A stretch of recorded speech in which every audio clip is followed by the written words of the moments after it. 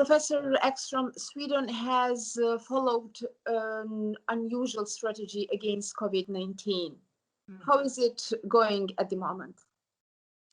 Well, it's going very well at the moment, actually. The curves in terms of critically ill and also deaths in Sweden related to COVID-19 have declined since mid-April, and the numbers are now very, very low. So, and the number of new cases is also quite low in comparison to most other countries in Europe. And those who are infected seem to be mainly young people who are not at risk of becoming seriously ill. And we think it's mainly related to a very rapid increase in testing.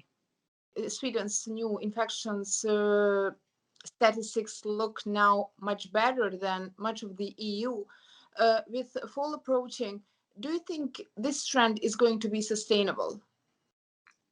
Well, I think so. And I think that is actually the reason why we have such good numbers right now, because the strategy has always been more sort of sustainable in its approach, suggesting measures that are long-term acceptable to the population.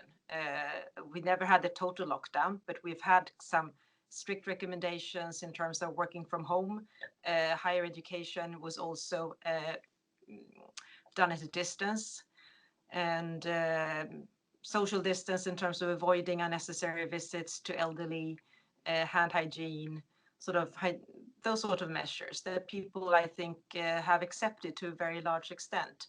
But it's possible to live with these measures. They don't infringe on your life and normal lifestyle too much. So that's why I think the support for these recommendations and the sustainability is so high in Sweden.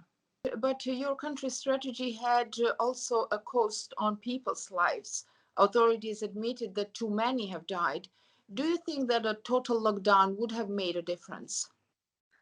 I don't think so, because the deaths we saw were very early in March and April, when the spread was probably already there. And it was mainly in special elderly care homes due to suboptimal working conditions, a lack of protective equipment, and also when we knew much less how to protect the elderly properly.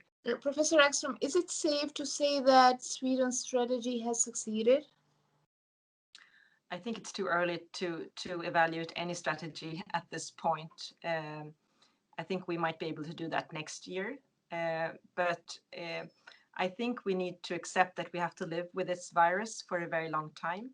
And to me, at least, the focus should be to reduce the number of preventable deaths as far as possible and the number of serious illness among those most vulnerable, while completely stopping this virus from spreading around the world will be very, very difficult.